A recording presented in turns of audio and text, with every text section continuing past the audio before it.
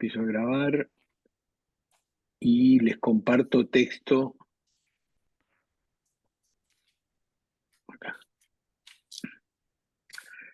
Justo la vez pasada vimos unos minutitos de El Proceso, la película de Orson Welles, en donde en determinado momento el personaje, bueno, les cuento, pero ahora voy a repetir con el texto. El personaje abría los ojos y se encontraba que dentro del dormitorio tenía una persona que lo estaba interrogando, ¿no? Este, es una escena de, vuelvo a decir, del Proceso, que es un cuento de Kafka, que hizo la película Orson Welles. Entonces partamos de allí. Dice así, agreguemos otro ejemplo de Kafka, El Proceso. Orson Welles hizo una película de este cuento y comienza con la cara de un personaje, Joseph K., durmiendo. Cuando abre los ojos, encuentra en su dormitorio a un agente que le empieza a preguntar acusatoriamente. Cuando lo estudiamos y vimos la peli, surgió el comentario, pensando en la organización psíquica, digamos, la siguiente pregunta: ¿cuánto del despertar psíquico, del comienzo de la subjetividad, pasa por la acusación del otro? Cuando hablamos del rostro, este término ligado al filósofo Emmanuel Levinas, no estamos diciendo que en un momento fundante es cuando el otro nos acusa, en el sentido agrego, en el sentido de que según Levinas, este, al otro lo conocemos cuando hace como un pedido. El pedido es: no matarás. Quizás sería como una frase como: no me mates, no me mates, no me excluyas, no me disuelvas, no sé cómo decirlo. Eso es lo que transmite el rostro, porque presenta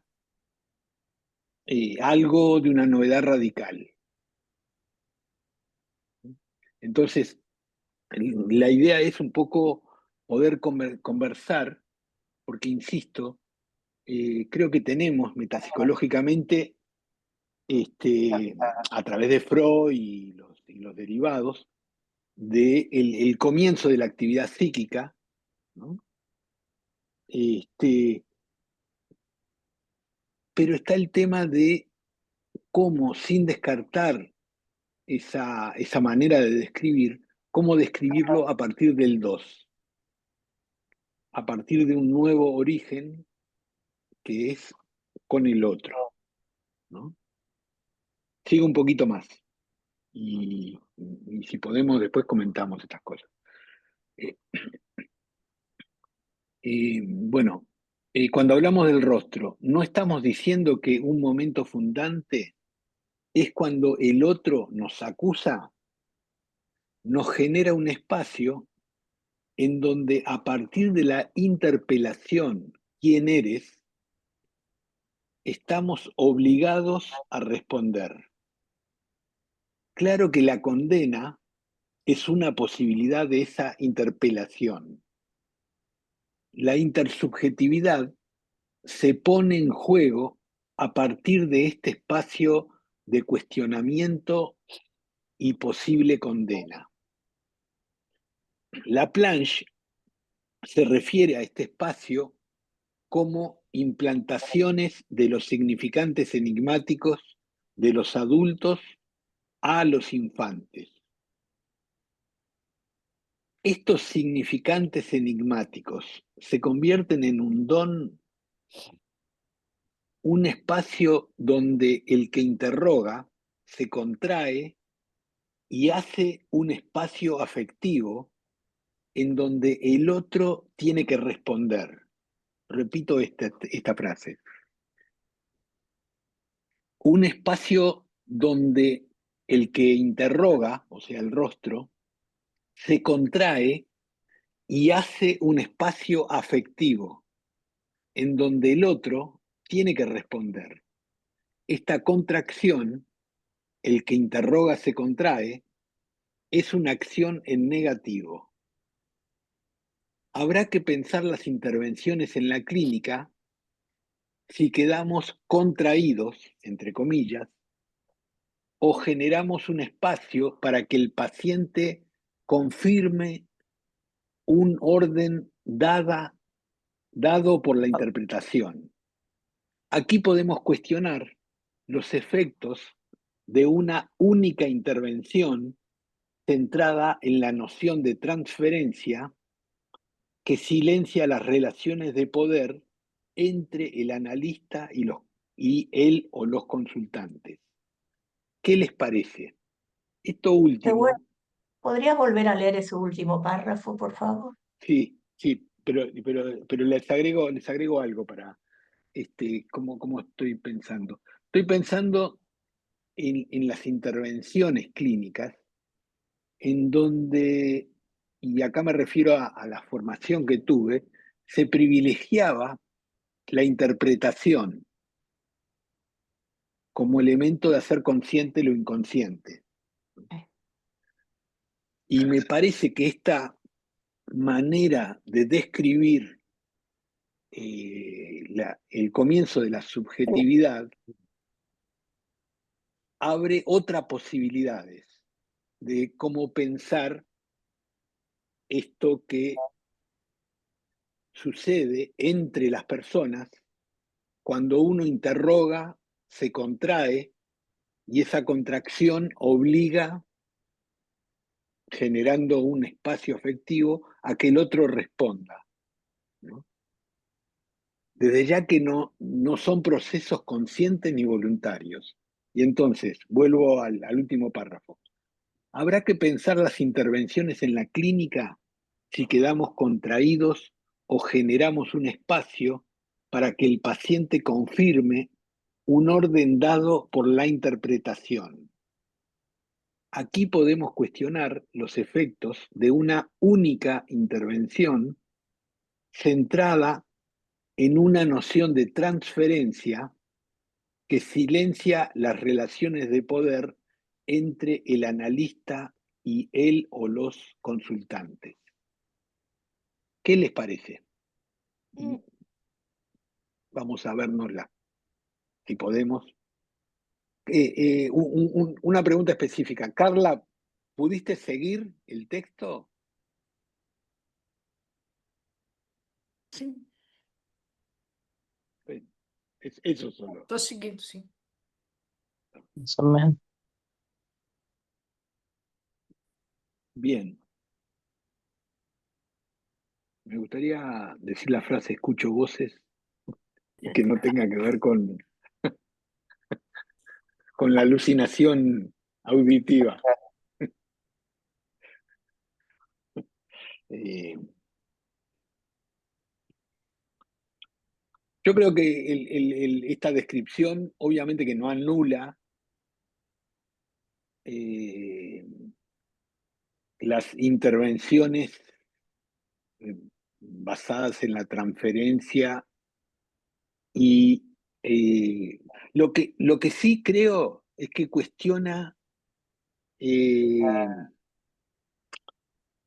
la única metodología, ¿no? Centrado exclusivamente en la transferencia y que por lo tanto todo lo que sucede en la sesión es transferencial Mm. y no hay entre, o esto que estamos describiendo, que es otra zona que ordena de diferente manera Mm. y que abre a otros aspectos de lo que sucede entre las personas y no solo la repetición de lo que pulsa o quedó reprimido, en fin. lo que sabemos. Sí. Yo, Nelson, pensaba en varias cosas. Perdón que estoy sin cámara en este momento. Ahorita me vuelvo a conectar. Lo que pasa es que estoy de un lado al otro, Está al bien. consultorio. Adelante, adelante. Pero pensaba en varias cosas y pensaba, por ejemplo, en el concepto de testigo, por ejemplo, de Janine, ¿no? De función testigo, ¿no? Ujú. Por un lado, ¿no? Y de interferencia, por supuesto, eh, también de estos conceptos del psicoanálisis vincular, ¿no? Pero pensaba en la función testigo em, como tan necesaria e importante en algunos casos, ¿no? Donde Janine lo coloca de alguna manera, por supuesto, dentro de casos de violación, ¿no? A los derechos humanos, ¿no? Este, pero cuando vemos, ¿no? Y también, por supuesto, en estas familias donde acontecen, ¿no? Donde se registran cosas realmente crueles, ¿no? La importancia de esa función me parece, porque a veces no es solamente eh, una alucinación la, el que el padre o la madre no sea, Ujú. eh, digamos, alguien en donde desde donde nosotros proyectamos, ¿no? O a donde proyectamos todas nuestras angustias, sino que realmente han sido los que han propiciado esas angustias, ¿no? Em, Hablo de cosas gruesas, ¿no? Por supuesto, de incestos, en fin, ¿no? Sí. Con lo que me parece sumamente interesante cómo pensar, ¿no? El otro día una paciente me decía, a veces me despierto en la mañana y quiero pensar que esto nunca pasó. Y me he pasado 40 y pico años queriendo pensar eso y esto me está volviendo loca, ¿no? Porque Claro. sé que pasó, ¿no? Entonces pensaba en esa función testigo em, de la que habla Janine, ¿no? Que me parece tan importante como poder eh, darle lugar, ¿no? O sea, como en esto que se va a generar entre el paciente y y el analista, ¿no? Eh, de, de, de, de, de dar lugar a aquello que sí ocurrió, por ejemplo. No, no sé. Bueno, Ujú. esto se me venía justo a partir de una sesión que acabo de tener, además, ¿no? De una situación muy complicada, ¿no? Muy Sí, compleja, sí, sí.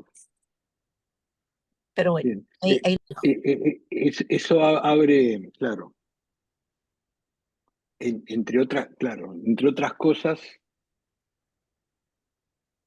abre a lo que implica escuchar sin abrir juicios, en donde se abren posibilidades, Así es. Ujú. este, De implicancia, ¿no? claro, También. claro, claro, Ujú. claro, claro, claro. Hace relativamente poco estábamos hablando de Agamben, que es un filósofo, Giorgio Agamben. Ujú. Él habla en un libro que se llama Lo que queda de Auschwitz, eh, de que los testimonios, él diferencia testigo de testimonio, en el Ujú. sentido de que el testigo es un tercero que declara, como cuando pasa un accidente y lo vemos y entonces decimos, venía por acá, chocó el que venía, el otro coche, ¿no? O sea, alguien que fuera de la situación percibe y puede relatar eso. Él lo que Como que cuenta que yo, Testigo, testigo. ¿Cuál es ¿se te ocurre, Carla, cómo se dice en brasilero? Un testigo, Para mí es alguien que, testemunha. Testemunha. claro, pero el testigo da testimonio y el testimonio lo que trae Agamben de que los que vivieron en los campos de concentración, ¿no? Pueden dar testimonio de las marcas corporales. Por ejemplo, tengo entendido, no sé si saben, que la gente que estuvo en campo de concentración describen una especie de clausura psíquica que se le nominaba musulmán, que no tiene nada que ver con los musulmanes, sino que creo que tomaban una posición, que es la posición de rezo de los musulmanes, ¿no? Que se apoyan sobre las rodillas, la barriga.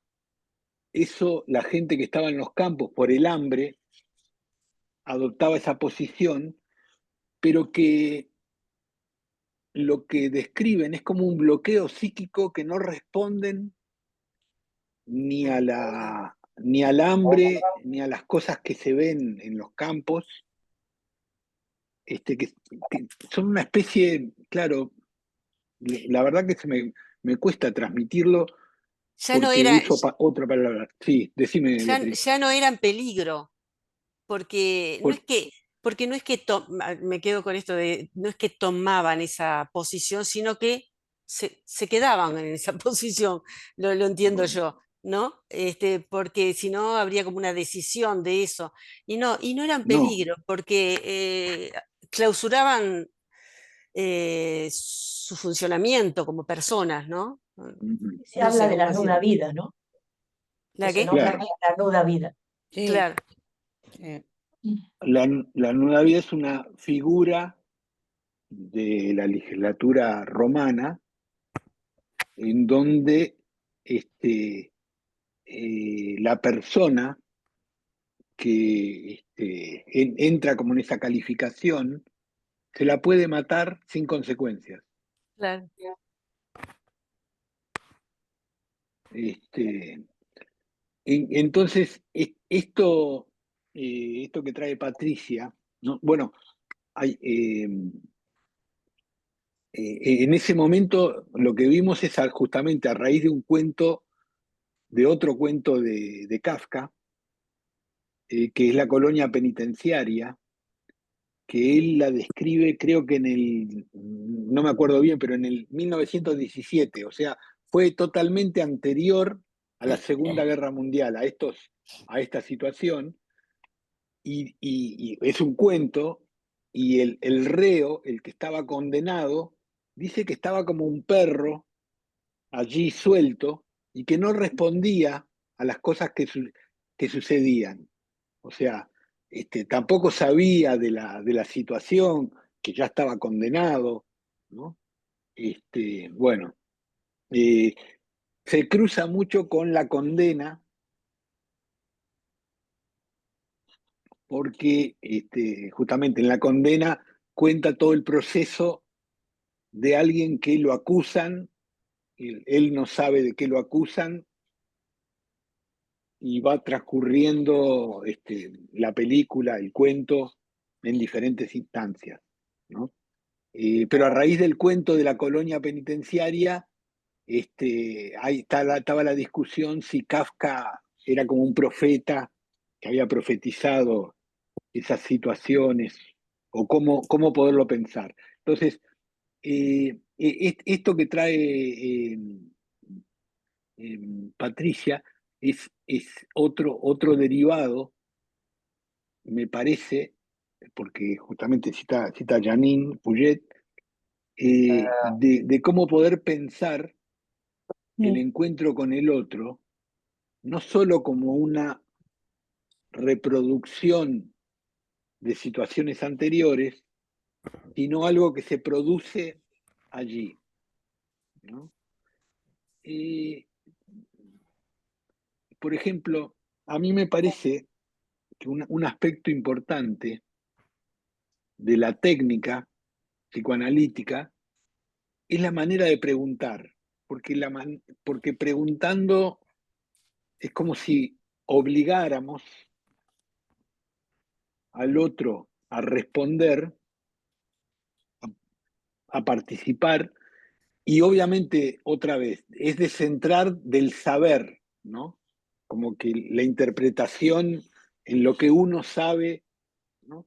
Lo que importa de esta situación que vos contás, Patricia, me parece que no es por ver qué es lo que sintió, sino darle un estatuto y poder al mismo tiempo sacar de esa situación enloquecedora que le queda como opción, como única opción, no pasó nada, o es un invento tuyo, ¿no? ¿Puedo? Tal Sí, cual, sí, perdón, Nelson. Marina. Ah, perdón. A modo de asociación libre, esto que traes de Agamben y del musulmán, Sí, pensaba si no es el escalón anterior a entrar en psicosis por situaciones extremas. Me acuerdo que en uno de los comentarios que había hecho Mujica, él comentó que había perdido la razón y que deliraba. sí. Y sé de algunas personas que sobrevivieron los campos de concentración que me han contado que en algún momento perdían como la lucidez, me lo decían así, no sabían muy bien cómo decir. Pensaba si el musulmán no es como un escalón anterior a entrar en ese modo psicótico de sobrevivir a cuestiones muy extremas, porque en realidad sigue estando ahí, pero como que se le apaga, no sé si la voluntad, pero entiende, está ahí. No, no es que se Ujú. fue, no es que voló. Y en cuanto a lo que comentó la compañera de la sesión, que me tocó mucho, yo creo que eso de poder ser testigo o dar cuenta del testimonio de lo que te cuentan es darle credibilidad de realidad. Y es muy importante. Ujú, ujú. Un comentario, Marina, es que ¿por qué es un escalón anterior y no directamente? Porque lo que se está planteando es, es cómo poder pensar y describir ciertas respuestas no originadas exclusivamente desde adentro, sino en relación entre. O sea, para decirlo en otras palabras, eh, a mí me parece que hay situaciones que es imposible no enloquecerse como única respuesta frente al dolor, al sufrimiento, frente a determinadas situaciones. Entonces, mm, la idea es, otra vez, cuestionar no es abolir lo que sabemos, pero cómo poner en tela de juicio que de alguna manera tenemos como un formato en donde lo que se aparta no es una respuesta y por lo tanto lo que se aparta como patología, voy a decirlo, Ujú. es una producción casi interna y no cómo pensarlo como un relacionamiento y como tal es una de las posibilidades. Mm. Te contesto, porque para mí es un escalón Sí, anterior, sí, sí, sí. porque no se va de la realidad, no, no necesita armar otra dimensión, Claro, pero la realidad es completamente loca. es lo que se llama un estado de excepción en un campo en donde los criterios de convivencia, de vida y de muerte quedan apartados. Entonces, ¿cómo responder a una situación loca si no es enloqueciéndose? Digámoslo, otra vez, No, no, está bien, descarto está lo bien. voluntario y esta situación, No, no. ¿no? Digo porque lo digo así, como puedo, y seguramente alguno de ustedes pueda transmitirlo de forma diferente para poder pensar. Me parece que a veces quedamos con una perspectiva en donde descarta la relación como aspecto fundante. Por eso la insistencia en cómo pensar el entre o el comienzo de la subjetividad, como en la película de Kafka, a partir del otro. ¿Puedo? ¿Quito? Sí, Lili, perdón, dale, No, dale. a mí me parece que es interesantísimo la vuelta que fuimos pegando, porque Auschwitz está justamente en el extremo contrario de lo que tu texto plantea, ¿no? En el texto hay un intento de que como clínicos pensemos el no arrasamiento desde una lógica de poder del saber del psicoanálisis. Y Auschwitz muestra justamente en la otra punta cuando esto no acontece de manera radical, ¿no? Que efectivamente ahí no hay, bueno, no hay ninguna posibilidad de no ver un sometimiento feroz. Y me acordaba, me parece esto que me hizo pensar, y me acordaba en alguna cosa, vieron que Derrida es muy complejo, ¿no? O por lo menos a mí me resulta muy complejo, pero hay un tema que es interesantísimo, que es cuando él habla en ese libro de la hospitalidad, estaba que en realidad el huésped, ¿no? Que también uno podría pensar al paciente como un huésped, perfora las leyes del que recibe, ¿no? Perfora las leyes del anfitrión, lo obliga a hablar su lengua, ¿no? Y que en ese punto hay algo que me parece que también resuena en la clínica, ¿no? Porque él dice que darle la palabra al anfitrión es también como que el anfitrión sea intérprete de la ley, y que el huésped sea intérprete de la ley del anfitrión. Me parece que esto está muy cerca de la clínica. Si nosotros pensamos como una clínica, y cómo pensarla en todo caso, en donde no se le dé la palabra al huésped, ¿no? Y en este sentido, la idea del entre me parece que es una idea que viene como a darnos una respuesta, porque en el entre es como si uno dijese, no hay analista y no hay paciente previo. Hay un encuentro que produce paciente y analista, y esto me parece que es recontra solidario con la caída de la idea del analista neutral, ¿no? Esto que Ana María, ay, se me fue el nombre, Rojas, María Hernández, Teresa, se me fue el nombre de María, ¿cómo es? Ana María Rojas. Cristina, Cristina. de Rojas o de No, de Fernández. No, Cristina se me Cristina olvida, Roja. creo. Cristina. Bueno, ella lo tematiza muy bien, ¿no? Bueno, dice, bueno, basta de pensar al analista como resto, como proyecto del mundo interno y habilitemos a pensar un analista implicado en escena, en situación.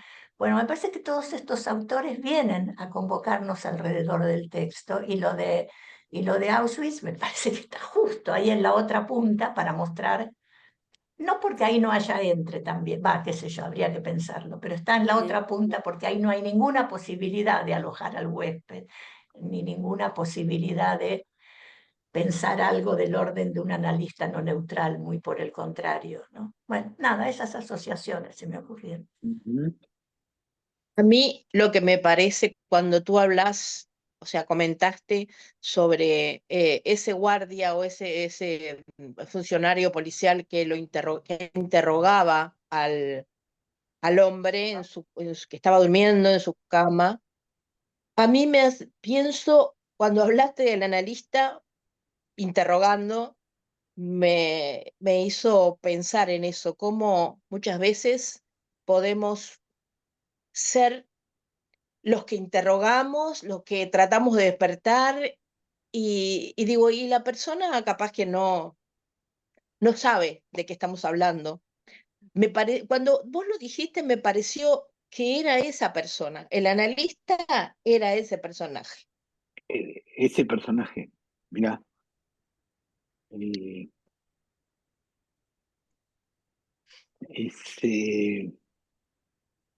bueno, parece fuerte, ¿no? O tengo la sensación. Lo que pasa es que hay que ver, hay una cosa que me quedó pensando que no sé bien cómo transmitir de lo que dice Lili, que es la ley en un campo de concentración. Tengo entendido que eh,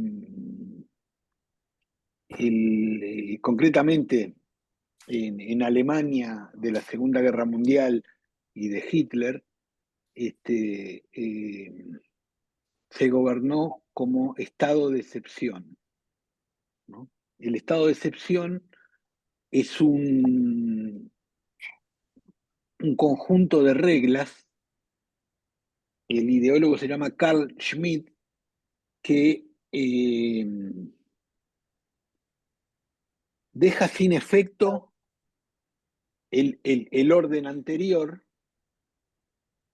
para, se supone, habilitar un otro orden, ¿no?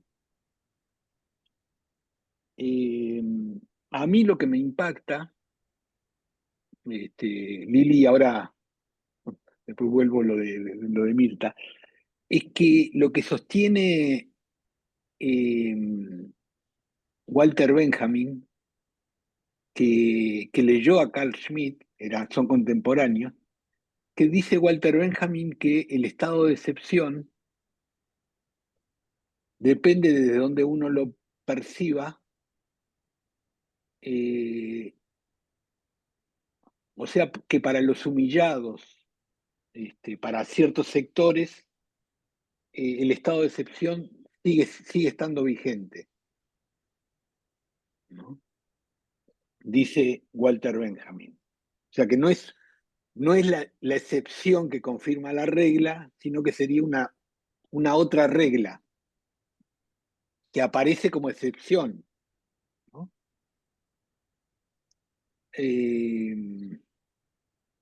Bueno, ese es porque si no queda como, y ese es otro tema, que que trae lo que dice Mirta, que es que quedamos como de una sola manera. Entonces los campos ocurrieron allí. Uno puede también hablar de los campos soviéticos, ¿no? Y, y cómo pensar que hay contemporáneos que viven en cada uno de los países donde nosotros habitamos, que están sujetos a una situación de excepción, o sea que no tienen derechos, para decirlo de otra manera. Entonces, eh, eh, eh, quizás, Mirta, se me ocurre en defensa propia, mantengamos esta posibilidad, ¿no? Y eh, que una cosa es la interrogación, como para pensar en esto de la contracción, ¿no? ¿Qué quiere decir la contracción? Se los digo así, esta situación de contracción está sacada de aspectos religiosos, de teóricos que hablan de que el acto de creación de Dios, para que Dios crea algo, se contrae. O sea, fíjense que estamos, no sé si en las antípodas, pero estamos bien lejos de la clínica, ¿no? O de los postulados que acostumbramos a manejarnos en la clínica. Entonces, una cosa es interrogar acusatoriamente al otro, como en la película ocurre, usted esperaba que viniera la vecina, ¿no? No, no, no, no, ¿no? O sea, una cosa es que uno pronuncie con los signos de interrogación y el énfasis eso acusatoriamente, y otra cosa es que uno interroga no basado en un saber, ¿no? Quizás, no sé si esa no puede hacer una diferencia entre lo que vos apreciaste, que está bueno, para no dejarlo congelado, que el analista no puede ser policía. Lo digo así, ¿no? A mí me parece que la pregunta a la que vos te referías es una pregunta que es al mismo tiempo una interrogación que el analista se hace a sí mismo, ¿no? Yo escuché tu idea de interrogar como una pregunta que está destinada al paciente y al analista, algo que abre, Bueno, en el mejor de los casos, sí. bueno, puede no ser así, pero que era tu No, deseo. no, pero digo porque si no queda como que cuando hablo de interrogación es como cuando uno pregunta qué hora es, por ejemplo, ¿no? Y eso no es interrogar, en el sentido de, ahora me ayudan a formularlo de esta manera, en el sentido de que hay interrogaciones basadas en el saber y eso no provoca contracción y movimiento afectivo. Lazardo decía que la pregunta no está formulada para contestarla, sino para abrir un campo de problemas, ¿no? Está buena esta Claro. ¿Quién idea. dice? Buenísimo. Beatriz Arlo Sí, decía, Beatriz Sarlo, claro. decía eso, que eso, el sentido de la pregunta es abrir un campo de problemas. Hay, hay otro autor ahí que se llama Mauricio Blanchot, Ah, dice que la desgracia de la pregunta es la respuesta. O sea, porque cierra la pregunta, digamos, ¿no?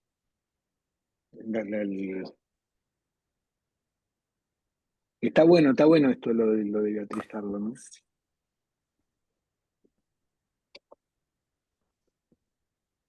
Di- Digo todo esto porque a mí, y lo que me importa de poder conversar todo esto, después, ¿cómo quedamos en relación a la clínica? ¿No? De todos modos, y como dice Nelson, para defenderme, No, este, porque me No estoy llegó acusando de nada.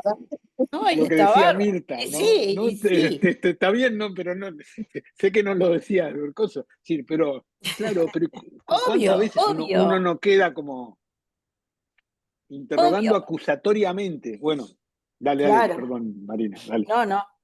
Pero me parece que la gran diferencia está en que en el cuento lo despierta algo sorpresivo, algo no buscado, algo no esperado y algo no deseado. Y cuando nosotras, o nosotros en la clínica, muchas veces hacemos, yo por lo menos, preguntas que considero incisivas, es porque que tengo delante mío a alguien que de verdad está queriendo interrogarse o poder por lo menos saber, viene a buscar eso. Y eso para mí es una gran diferencia. No, no lo hago con alguien que charlo en el café, en el boliche. Entonces creo que la diada es muy distinta cuando hay alguien que viene a buscar algo de eso o cuando alguien está durmiendo, no se quiere saber de nada, ni siquiera entiende qué hace el otro ahí. Acá hay un setting que da cuenta de eso.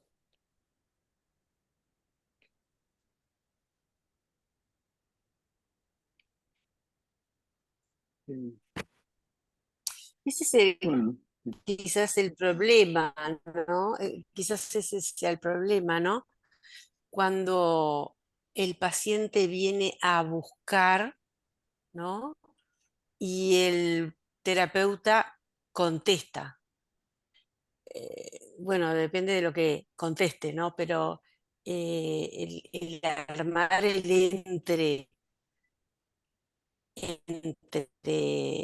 diríamos, entre paciente y terapeuta, es no sé quién es que lo dice, es la producción entre, es punto medio, ¿no? Entonces, eso de la búsqueda con técnicas vinculares, armar algo que genera algo distinto a eso que busca, que parecería que es individual. Viene con eso, ¿no? Cuando te dicen, resulta que venía pensando lo que te iba a decir, ¿no? Bueno, eso hay que trabajarlo para que no sea eso, ¿no? Para que sea algo entre. Sí, sí.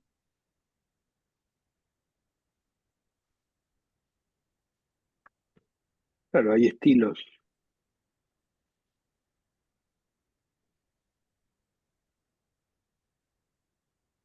¿no? Sí. Otra vez, hay diferentes estilos. eh, me quedé pensando en la situación de Patricia, ¿no? Que planteaba la importancia de los gestos, del poder escuchar otra vez, para ver si hay otra manera, otro campo afectivo que no sea el de los juicios, que la condenen a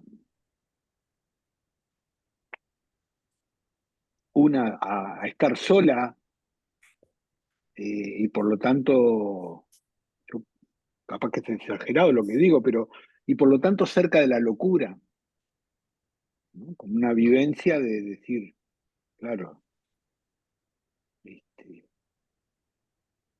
No, no, sentir que no, no, alguien, no estás exagerando, ha tenido 5 brotes psicóticos. bueno, está bien, pero otra vez, porque volvemos a lo que charlábamos con Marina, es decir, hay momentos que la respuesta casi única, y ese es el problema, es la fractura interior. Así es. Eso me hizo mucha, Mm, me conectó claro. muchísimo, ¿no? Por eso también me conecta con la función testigo. Y una de las cosas que dice Janine, justo acabo de revisar entre las cosas que estuve revisando para este caso justamente, Sí, ella dice, ¿no? Cuando el analista puede convertir la denuncia en testimonio, interrumpe la circulación de violencia enloquecedora. ¿Visto ese concepto de Janine de violencia enloquecedora, ¿no? Que tiene que ver ya. con esto, ¿no? Y Sí, sí, que asfixiante, va. o devuelve la dignidad que se había perdido a raíz de conductas irracionales y aniquilantes. El clima de denuncia se da también en un análisis individual, cuando el analizando discute con los sujetos de su mundo interno y de alguna manera nos pide que tomemos partido por él o por lo que supone que es él. Un paciente me preguntó una vez por qué defendía a su pareja y no a él. Sus críticas eran despiadadas y no podía tomar conciencia de que corría el riesgo de perder lo que era tan importante para él, dice ella. En algunas circunstancias es necesario que un testigo comience por denunciar para luego poder testimoniar. Y hace una diferenciación que me parece bien interesante, porque dice, en todo lo dicho hasta ahora estoy valorando el pasaje de víctima pasivizada a la de testigo y de testigo pasivizado a la de sujeto capaz de testimoniar. El testimonio, el proceso, El proceso. ¿no? Un comentario que me vino a la cabeza, que se lo escuché de una amiga de Janine Puget, que no me acuerdo el nombre, pero capaz que con la anécdota, no sé si Lili o, bueno.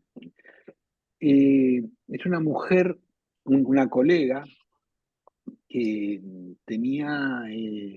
tiene la hija desaparecida, y que cuando pudo testimoniar o sea, contar la situación frente a personas que no se burlen o que no la traten o sea, frente a jueces que no eran cómplices de la dictadura militar, ¿no? Porque como en eso es admirable, Janine, el tema de la dignidad abre a otra situación, ¿no? Ella contaba la humillación que pasó de ir a las comisarías o ir a hablar a juzgados diciendo que la hija desapareció, que se la habían secuestrado, y las respuestas que les decían, ¿no? Y entonces, por eso digo, el escuchar sin un juicio, ¿no? Que lo deje en soledad a la otra persona, ¿no? Una otra de las cosas que me interesa subrayar, que me preocupa mucho en la clínica, cuánto de las actitudes o de las respuestas que tenemos, sea del dispositivo, sea de lo que decimos, hacen al otro pasivo. Yo creo que este aspecto del saber, ¿no? Por ejemplo, si uno interpreta y dice, bueno, yo sé lo que te pasa, esto te pasa por... Está bien, yo lo llevo quizás a una manera muy irónica de decirlo y merece... Esto te pasa porque estás confundido con que tu papá tal cosa, ¿no? ¿Cómo tener gestos para decir, tenemos que encontrar juntos? Yo no sé cómo se hace, porque cada situación es diferente, creo, ¿no? Obvio. Claro. Pero cómo, por ejemplo, cada tanto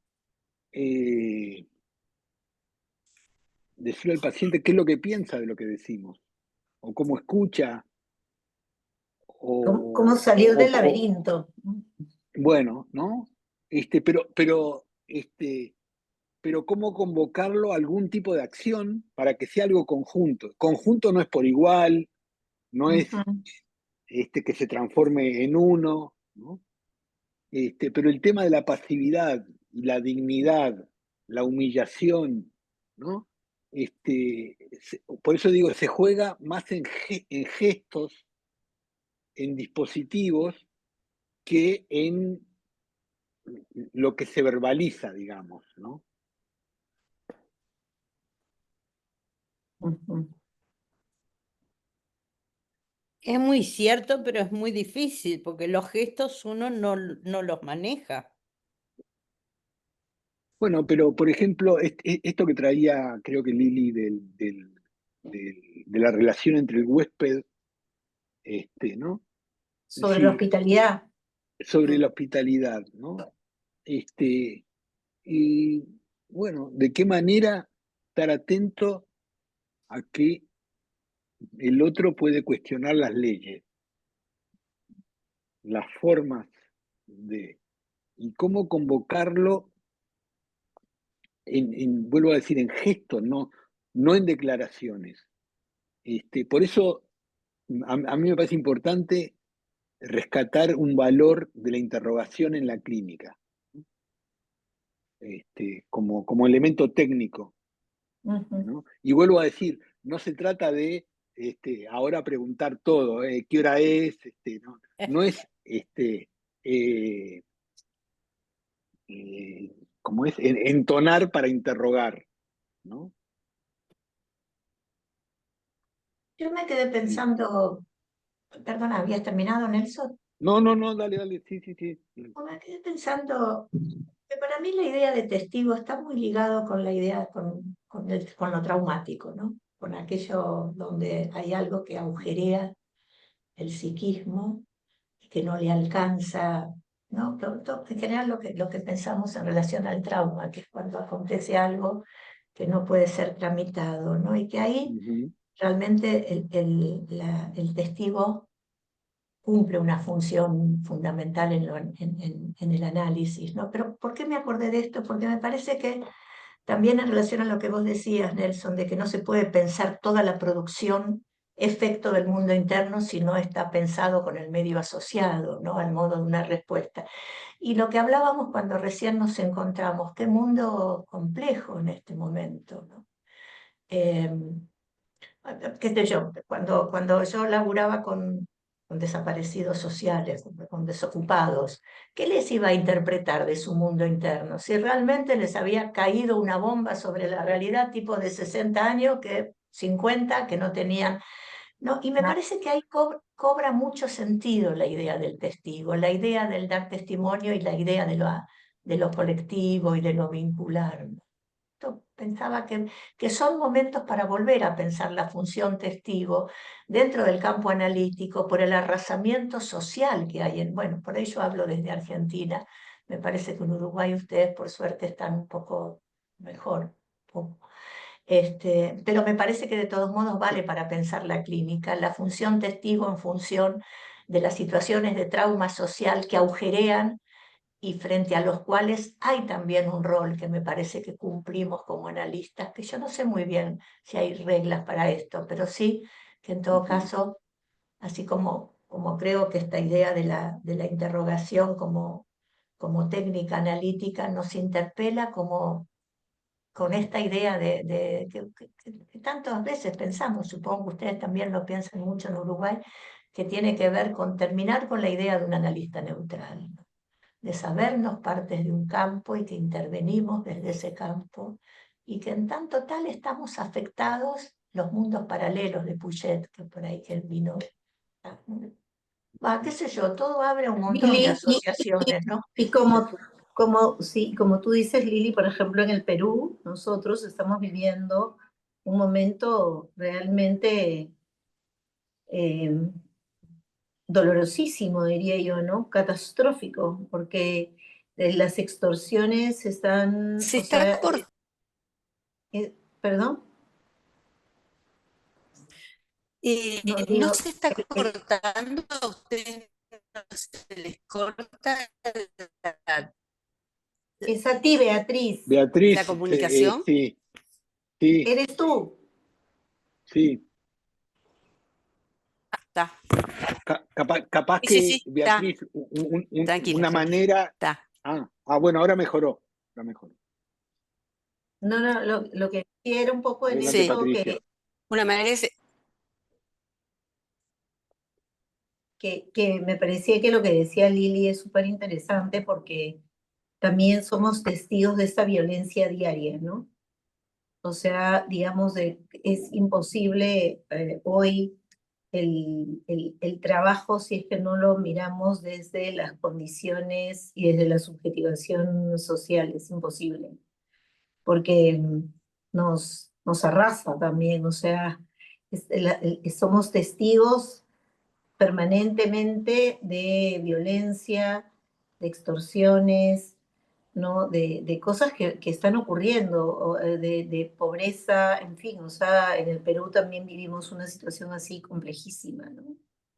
Nada de eso, solo quería añadir esto Sí, de que creo que estamos puestos un poco todos, no es un mundo ahorita bueno, que bueno, que nos lleva ahí, ¿no? También pensarlo o por lo así. menos en gran parte de América para ubicar Mm. una situación. Yo Un lo que iba a testigo agregar, interroga. ¿Eh? ¿cómo, Mirta? Perdón. Un Adelante, adelante. testigo no interroga, ¿Cómo? da su Un test, testimonio. Otra vez.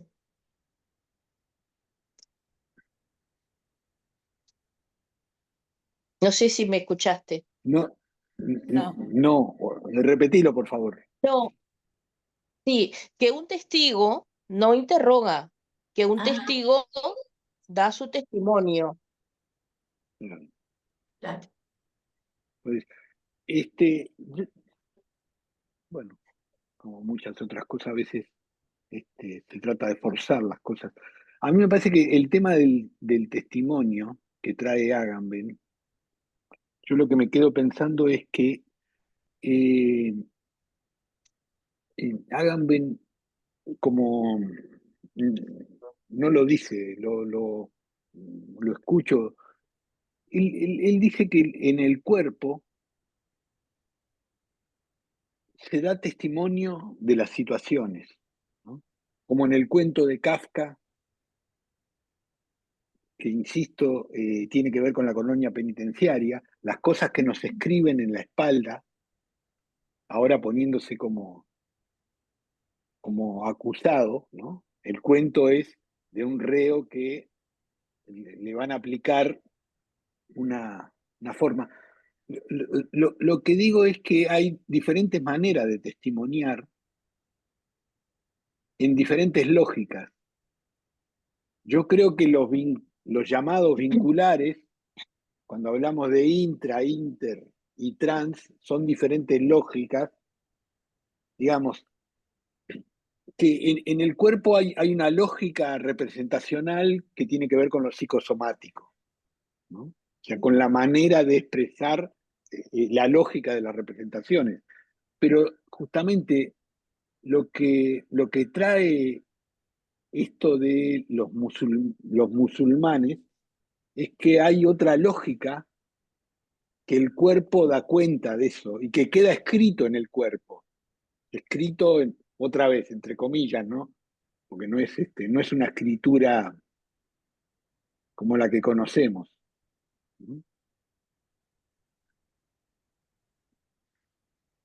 Me parece que los campos que suceden entre responden a diferentes lógicas. Para decirlo más concretamente, tienen que ver con diferentes afectos, diferentes maneras de ordenar afectos. Por eso hoy estábamos hablando de la dignidad, la humillación, ¿no? Que sufre un tipo de 50 años, 60, o que de golpe, sí, le cae una bomba. Bueno, todo lo que él pensaba que era lo cotidiano, el trabajo, no.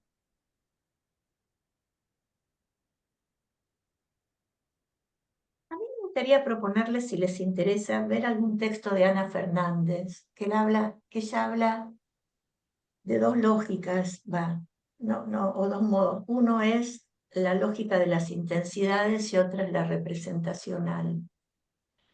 En la lógica de las intensidades estaría todo aquello que acontece corriéndose de la lingüística para entrar más a una mirada semiótica, ¿no?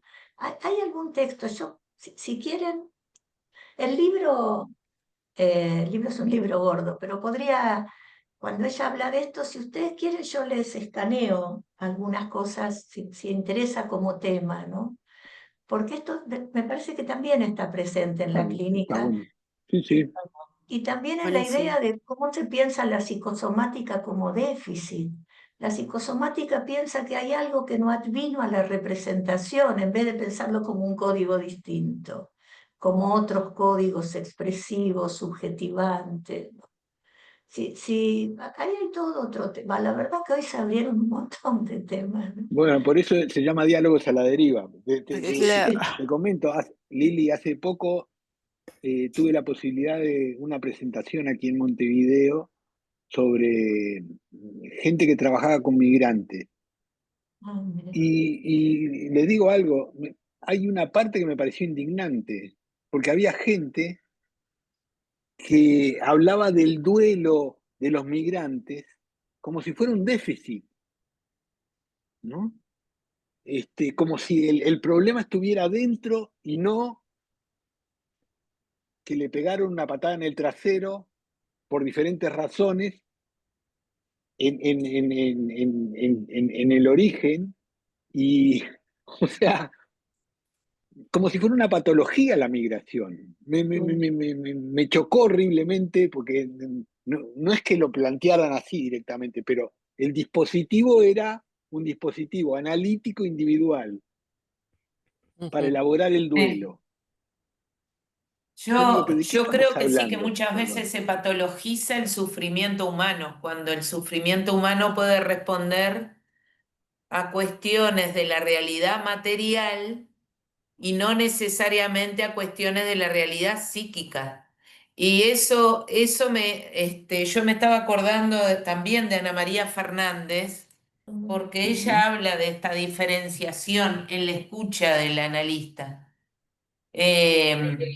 Cómo se escucha y qué se hace con eso, digo, en el cuando los aspectos relatados son del orden de lo que Patricia estaba planteando, de la realidad material, Claro. de cuestiones que no admiten interpretación, pueden admitir creer, estar, acompañar, sentir, tramitar juntos, o incluso ella en un artículo que tiene en un libro que compila Lerner, recuerdo, que son los efectos psíquicos de la violencia, habla de algunos, algunas formas también de acompañar desde el lugar del terapeuta, ¿no? De alguna, que se le podría decir recursos técnicos. Ujú. Puntuar determinadas cosas del relato, Mm, como repetir para poder repetir, repensar. sí. Y otras cuestiones, ahora no me acuerdo, pero eran varias, Ujú, que me pareció, sobre todo ese aporte de poder diferenciar entre lo que es la realidad material y lo que es la representación psíquica en aquello que se trae para poder dialogar, intercambiar y poder hacer algo distinto con eso. ujú, Desde el sufrimiento de la persona me parece que es importantísimo poderlo diferenciar porque si no revictimizamos. Se me ujú. complica un poco esta manera de pensar, porque cada persona que vive situaciones similares tiene distintas reacciones y le pega de distinta manera. Quiere decir que siempre hay un mundo psíquico que juega. Totalmente. Para mi Ah, gusto sí, sí, claro. no Sí, sí, existe sí. una realidad material fuera del psiquismo. No, Bueno, es así. Es así. Está bien. por supuesto que a cada uno le afecta diferente, pero hay cosas que tienen que ver con situaciones vividas que son, no sé cómo explicarlo, que no es lo que se interpretó de la situación, sino que es una situación de la realidad, aspectos de lo que estábamos hablando, violencia social, violencia de Claro, género, Pero de el, vuelta, he abusos. hablado con muchas personas que sobrevivieron Auschwitz y cada Ujú. uno tenía otra manera de enfrentar la vida, otro recuerdo de lo que pasó y otra manera de sobrellevarlo. Y Pero había algunos Marina, que entraban en depresiones mayúsculas y otros que cantaban y bailaban y decían, tengo la vida regalada. Yo qué sé. pero Marina, a mí me parece que es absolutamente, yo comparto lo que vos decís, pero acá estamos hablando desde Mm. la escucha del analista. Si ah, uno va a, me parece que es ahí, si uno va a leer siempre en clave de proyecciones, en clave, o si vamos a poder, sabiendo que las proyecciones y las identificaciones, con todo lo que haya que repensar psicoanalíticamente de esto, están en relación a una situación traumática real. No están contrapuestas. Por supuesto que ¿no? Pero me parece que estamos pensando más desde nuestra posición. Si vamos a forzar al sentido primero del texto, ¿no? A tratar de como subsumir esto, achicarlo solamente al mundo interno del paciente, o lo vamos a poder poner en relación con un actual. Me parece que esta sería un poco la... ¿Cómo se hace? Claro que es complejo y siempre singular, ¿no? claro. A ver, Y yo me acuerdo en la época que laburaba con desocupados que me decían, no, el problema social no importa. En esa época vino un tipo del FMI para decir que la desocupación era un problema psicológico. Anda a cagar, ¿cómo va a ser un problema psicológico? Pero vino que fue causa de programas televisivos y discusión. Bueno, esa pregunta que puede parecer burda, me parece que un poco esto es lo que estamos tratando de pensar, ¿no? ujú. Claro, Es- y también en la clínica, pues yo me acuerdo con Janine lo hablamos, ¿no? Bueno, los mundos paralelos, por decirlo de alguna manera, y como terapeuta, ver qué tomar o qué trabajar en un momento, si es lo vincular o lo social que traen o lo individual, ¿no? Como que eso también es la artesanía o el arte del terapeuta, ¿no? Que piensa, bueno, y lo agarro por acá o lo tomo por acá, ¿no? Es decir, hay algo del terapeuta que va viendo, ¿no? Y que va construyendo con la persona, pero como uno tiene ciertas técnicas, bueno, ¿qué vemos, ¿no? ¿Qué trabajamos? Lo individual en este momento, lo social, ¿no? Tal cual lo cuentan, ¿no? Este, hay que pensar técnicas nuevas. Y por eso insisto en maneras que confirman un orden o no quiere decir anarquía. Eso es el valor que le doy a la palabra eso. Ujú, Lo que me quedo pensando en lo que trae Marina es que tenemos una manera de describir que siempre es genérica, y que está bien esto, de que depende cómo, cómo empezar a pensar y describir desde las situaciones, no desde lo genérico. Estamos formados para eso, la descripción ujú. es anónima, anónima, eh, inodoro, insípida, no sé, ¿no? Sí, Este, sí, eh, yo estaba pensando en lo que tú decías, estaba pensando en el tema de ser testigo, ¿no? Y estaba pensando en lo que tú decías del texto de Kafka, que se le escribían en la espalda aquello por lo cual lo estaban condenando. Y yo sí, creo que el hombre, la persona que tiene eso escrito en la espalda, el analista lo puede leer, porque se da vuelta y lo puede leer y puede traer lo que por qué fue condenado, los sufrimientos de esa persona y es un testigo de lo que está pasando. No sé, parecía. Les insisto con algo porque seguramente les pueda dar posibilidades. Lean el cuento de Kafka. Kafka habla que el proceso ese dura 12 horas. Después de las 6 horas, la persona puede reconocer en la espalda lo que le escriben. Es un cuento, lo puso Kafka, no sé en qué estaría pensando. A mí me llevó a pensar los 6 años de escuela y los 6 años de liceo que hay que ocurre en vez de 12 horas, ¿no? Pero que es un proceso por el cual se inscribe esas situaciones. Sí, estamos en la hora. Sí, sí, El lunes que viene seguimos por este mismo canal, bueno, está. digamos. Buena semana para Gracias. cada uno de ustedes. Chao, igual. que Hasta pasen luego. bien. Lili, me interesa el texto de la intensidad, Dale, porque lo busco. no hay medida para la intensidad. Viste que la intensidad se mide métricamente.